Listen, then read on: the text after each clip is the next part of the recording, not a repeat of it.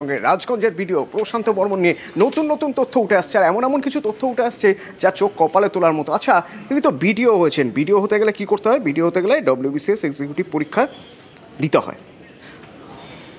তো আরটিআই করায় পাওয়া তথ্য কি বলছে? আরটিআই করে পাওয়া তথ্য বলছে 2017 সালে ডব্লিউবিসিএস এক্সিকিউটিভ পরীক্ষার প্রিলিমিনারিতে যারা সফল হয়েছিলেন সেই লিস্টে প্রশান্ত বর্মনের নামই ছিল না। পরে তালিকা সংশোধন করে তার নাম যুক্ত করা হয়। মূল পরীক্ষায় তিনি প্রথম হন। রাজবংশী তাসকেলে রাজগঞ্জের ভিডিওর দাবি এসবই ষড়যন্ত্র। এ নিয়ে আগে থেকে মামলা চলছে কলকাতা হাইকোর্টে। এবার দ্রুত শুনানির দাবি করলেন আইনজীবী।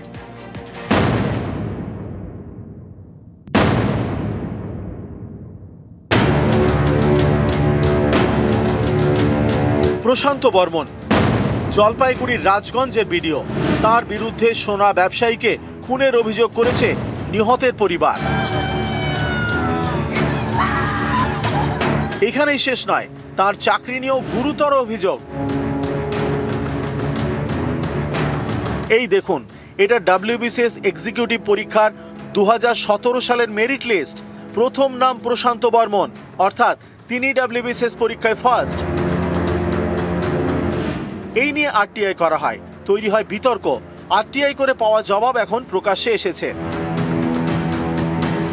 2017 সালের ডব্লিউবিসিএস এক্সিকিউটিভ পরীক্ষায় সফলদের তালিকা পাবলিক সার্ভিস কমিশনের ওয়েবসাইটে দেওয়া হয়। 2017 সালের 13 এপ্রিল ওয়েবসাইটে লিস্ট প্রকাশ করা হয়। প্রশান্ত বর্মনের রোল নাম্বার 1700353 সফলদের তালিকায় ছিল না। রোল নাম্বার 1700333 এর পরে যে রোল নাম্বারটি ছিল সেটি 1700375। 2017 সালের 21 এপ্রিল সফলদের তালিকার একটি সংশোধনী প্রকাশ করে পাবলিক সার্ভিস কমিশন। সংশোধনীতে প্রশান্ত বর্মনের রোল নাম্বার 1700353 যুক্ত হয়। কিভাবে রোল নাম্বারটি সফলদের তালিকায় ঢুকলো তার কোনো নথি কমিশন খুঁজে পায়নি।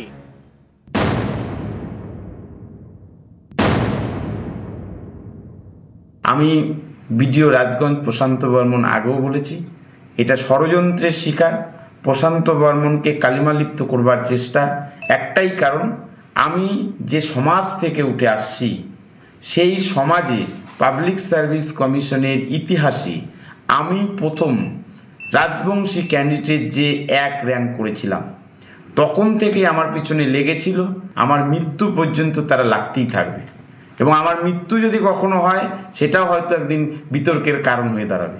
পাবলিক সার্ভিস কমিশন উত্তর দিয়ে বলছেন যে তিনি প্রিলিতে কোয়ালিফাই করেননি। কোর্টের কাছে খাতা তুলে দিয়েছি, যেখানে আমরা দেখিয়েছি কিভাবে একটা খাতাকে ম্যানিপুলেট করা হয়েছে, এবং লেখা দেখলে স্পষ্ট বোঝা যায় হাতের লেখাগুলো বিভিন্ন লোকের।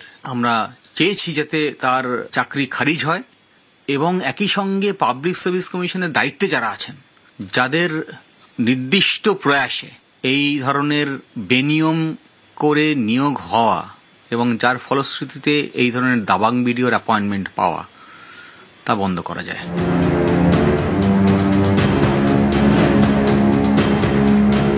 নিউজ 18 বাংলা।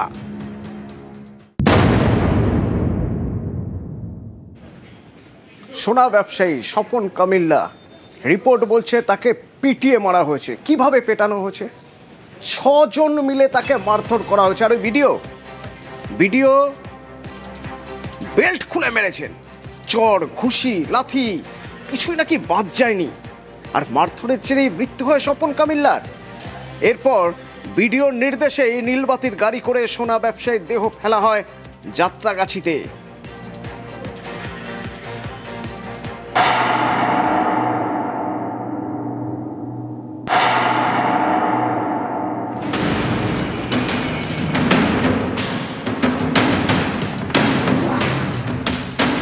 সল্টলেকের দত্তাবাদে দোকান সোনা ব্যবসায়ী স্বপন কামিল্লার। গত 30 অক্টোবর নিউ টাউনের যাত্রাগাছি থেকে তাঁর ক্ষতবিক্ষত দেহ উদ্ধার হয়। পরিবার খুনের অভিযোগ করেছে জলপাইগুড়ির রাজগঞ্জের ভিডিও প্রশান্ত বর্মনের বিরুদ্ধে। এই ঘটনায় শনিবার ভিডিওর গাড়ি চালক রাজু ঢালি এবং ভিডিও ঘনিষ্ঠ ঠিকাদার তুফান থাবাকে গ্রেপ্তার করে পুলিশ।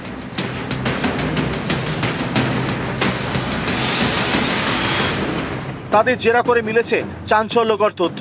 তদন্তকারীরা জানতে পেরেছেন 28 অক্টোবর নিউ টাউনের বহুতলে সোনা ব্যবসায়ীকে নিয়ে যাওয়া হয়। সেখানে তাকে 6 জন মিলে মারধর করেন। বেল্ট খুলে স্বপন কামিল্লাকে মারেন রাজগঞ্জের বিডিও প্রশান্ত বর্মন। লাথি, চড়, ঘুষি কিছুই বাদ দেননি। খুন করতে সোনা ব্যবসায়ীকে মারধর করা হয়নি। উদ্দেশ্য ছিল চুরি যাওয়া সোনার গয়না উদ্ধার করা। কিন্তু মারধরের সময় স্বপন কামিল্লার মাথার পিছনে আঘাত লাগে, তার জেরেই মৃত্যু হয়। ধৃতদের জেরা করে পুলিশ জানতে পেরেছে বিডিওর নির্দেশেই নীল বাতির গাড়িতে করে সোনা ব্যবসায়ীর দেহ ফেলা হয় নিউ টাউনের যাত্রাগাছিতে। বিডিও নাকি সকলকে বলেছিলেন কিছু হবে না। 29 অক্টোবর অ্যাপ ক্যাবে কলকাতা বিমানবন্দরে যান বিডিও প্রশান্ত বর্মন। তার সঙ্গে ছিলেন ঠিকাদার তুফান থাপা।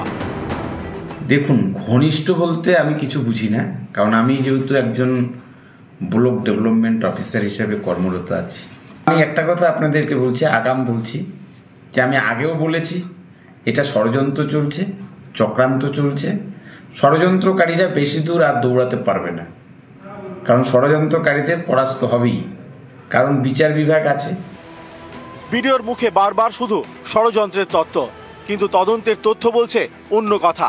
পুলিশ আগেই জানতে পেরেছে 29 অক্টোবর কলকাতা থেকে বিমানে শিলিগুড়ি ফিরে যান প্রশান্ত বর্মন। এবার ধৃতরাও জেরায় স্বীকার করেছেন 29 অক্টোবর অ্যাপ ক্যাবে কলকাতা বিমানবন্দরে যান বিডিও প্রশান্ত বর্মন।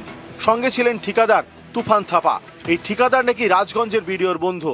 তুফানের বাড়ি আলিপুরদুয়ারের কালচিনির চিনচুলা চা বাগানে। প্রতিবেশীদের দাবি বিডিওই ফাঁসিয়েছেন তুফানকে। हम लोग तो छोटे से देखा है उसको, तूफान को, जो ऐसा काम करते हुए आज तक नहीं सुना। किसी ने फंसाया होगा शायद इसको। वो किसका साथ में आप क्या क्या काम करते हो उसको तो बड़ा बड़ा आदमी कॉन्ट्रैक्टर सब है, एक किसके साथ में काम करते हो सबको तो हमको उतना मालूम नहीं है। সোনা ব্যবসায়ী খুনে গ্রেপ্তার 2। নিহতের পরিবারের প্রশ্ন, রাজগঞ্জের বিডিও প্রশান্ত বর্মনকে কেন গ্রেপ্তার করছে না পুলিশ? ড্রাইভারকে গ্রেপ্তার করলে কি হবে? আমার কিছু লাভ নেই। আমি যে মেরে ফেলছে প্রশান্ত বর্মা তাকে গ্রেপ্তার করতে চাই, তাকে গ্রেপ্তার করুন। শনিবার দিনভর রাজগঞ্জের অফিসে দেখা যায়নি খুনে অভিযুক্ত বিডিও প্রশান্ত বর্মনকে। সন্ধ্যের পর তিনি অফিসে ঢোকেন। আমাদের যেহেতু SRER এর কাজ চলছে, ফর্মগুলো বিএলআররা কি কাজ করছে, যেমন আমি নিজে যেমন আরও আছি, আমাদের ছুটির দিন বলে কিছু হয় না, আমাদের 24 আওয়ার্স কাজ করতে হয়, কিন্তু কাজ তো ঠিক রাখতে হবে। আমার তো অফিস করতেই হবে, অফিস তো জনগণকে তো পরিষেবা দিতে হবে। এই জন্য আমি একটা কথা বলি, জলপাইগুড়ি জেলায় যত ব্লক রয়েছে পারফরমেন্স দেখুন না। আমি যে টেবিলে এসেছি একটা ফাইল নিয়ে। নিউজ 18 বাংলা। রাজগঞ্জের ভিডিও যখন SIR প্রসেস চলছে তখন তিনি কোথায়? অ্যাবসেন্ট। এ নিয়ে কমিশন রিপোর্ট চেয়ে পাঠিয়েছিল। এবার সেই রিপোর্ট দেওয়া হলো। জলপাইগুড়ির জেলা শাসক নির্বাচন কমিশনে রিপোর্ট দিলেন। SP এবং পুলিশের থেকে রিপোর্ট চাওয়া হয়েছে। CEO দপ্তরে রিপোর্টে জানালেন জলপাইগুড়ির DM যে বিডিওর অনুপস্থিতি নিয়ে, যে সময় SIR চলছে সে সময় বিডিওর অনুপস্থিতি নিয়ে SP ও পুলিশের থেকে রিপোর্ট চাওয়া হয়েছে এবং পুলিশের রিপোর্ট দ্রুত দিতে হবে।